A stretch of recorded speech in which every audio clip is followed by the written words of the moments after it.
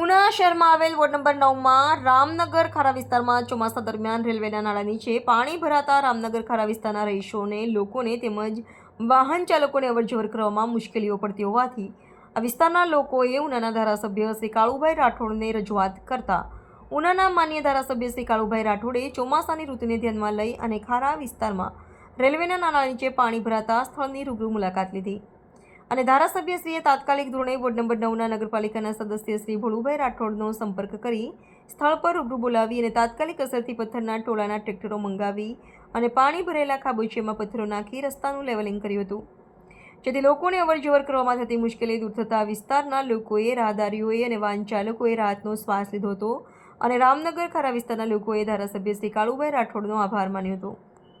Chauhan Jayantikumar, the Mirror News, Una.